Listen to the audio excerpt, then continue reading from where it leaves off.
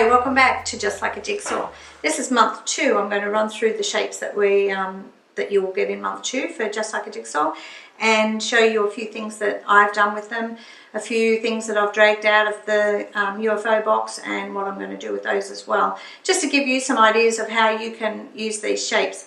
And remember, at the back of each page that you receive in each month, you will have a quilt layout that you can follow, so you can always make just a huge quilt if you want to, or a lap quilt or something small. So month 2, we're working with hexagons, 1 1/4 inch and a 1 1/4 inch 6-pointed star or a diamond, but we call them 6-pointed stars because there's different types of stars, different angled stars, 6-pointed stars, 8-pointed stars, so that's why we call them that. So we're working with those 2 shapes today, and I'm going to give you a few ideas of what you can do with those. In your packet, you will be receiving fabric, 4 fat-8ths of fabric. You will receive your papers, 50 papers, and a template of each shape, so you can work along with those. Now, also you've got your thread, of course, that you've got in month 1, and your needles. So what I'm going to first show you is that in there's actually 2 different shapes, but you can use these shapes singly if you want to, just to make an all-over quilt. Let's get that up. So if you wanted to just use hexagons and make an all-over hexagon quilt, you can. If you just want to use 6-pointed stars and make an all-over 6-pointed star quilt by playing with your fabric, you can make baby blocks out of this. You can do all sorts of things. Just by manipulating your fabric, you can create a multitude of designs. This is just a little piece that I've done using the 6-pointed stars only, no hexagon in there. So we've got the 6-pointed star in the middle, and then they're running sideways around the outside. So you can create blocks just like that and sew them together. Or if you don't put in this 6-pointed star here, you can put your hexagon in here. It will fit in there, and you can put hexagons all around the outside. And then just make lots of stars and then join them all together with your hexagons, like I've done here. Okay, this is one from our Little Things range. So I've fussy cut the stars through the middle here, and then I've joined it up. I've put hexagons around the outside and then just joined them all up and made a little wall hanging there. Okay, so that's one idea you can do with that. Following on from that, this is another one. Last time I told you I've been digging into my UFO pile, and here's another one. And again, it's really old because I've tacked it. It's shabby because I've abused it. But what I'm going to do with this piece, again, I actually managed to buy 2 of those chairs I talked about last time. I'm actually going to cover the other one in this piece.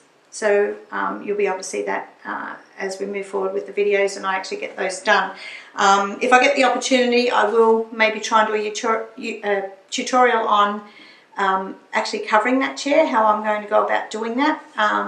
But there will be a staple gun involved, so be aware. The other little one that came from our Little Things range was again this type of thing. I've made up these, and this is obviously a different size, but you make those up and you're sewing those together, so you're getting a whole different look. This one, again, out of the bottom of the UFO pile, is kind of like a grandma's flower garden with a pathway through it. So what I've done is I've done a centre, surrounded it by 6, then surrounded it again, and then joined it with a path of diamonds, 6-pointed stars. Where they meet at the cross section here, that is an equilateral triangle, but you can just cut your 6-pointed star in half to get that piece to fit in there. Okay, so that's another idea of what you can do with these shapes in month 2. And of course, you can always make just a centre like that, apply it onto a cushion or a bag, or do what I suggested last time. And if you have a project or a pattern that you love the pattern, but you're not real keen on the outside of it, piece up a piece for the outside and then work it into the pattern that you already have. And again, here's another idea, working with both those shapes, the hexagon and the 6-pointed star. Made the 6-pointed star for the middle, and I've fussy cut that, so you can refer back to my YouTube video on fussy cutting to get an idea. Same piece of fabric, different look. And then joined it with our hexagons here. So these hexagons, you make 2 stars, and then you're going to just join it with your hexagons. So your hexagons all join it all together in a hexagon shape or a circle.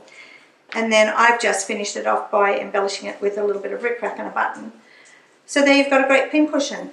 Great gift idea for a friend, or a little Christmas present, or just a token gift for somebody. Or no one can have enough pincushions, right? I must have 50 pincushions. Can I ever find one? No. So it's always good to have an extra one in your stash so that you can have it at the ready. So for month 2, that's all I've got for you today, but I hope that you move along with these shapes and you get excited about it and you start playing with these papers and making up your own designs and coming up with your own special ideas. And don't forget that if you're making these things up, we'd love to see photos of them, and we'd love to be able to put them on our blog and show people what you've done, and show the rest of the world how you've created different things from the shapes that you have. So today I'm going to say goodbye, and I'll be back again soon. And we'll be moving on to month 3, which is hexagons and equilateral triangles. So I'll have some new ideas of that for you for that. And yeah, we'll see what I come up with for then. So I'll see you soon.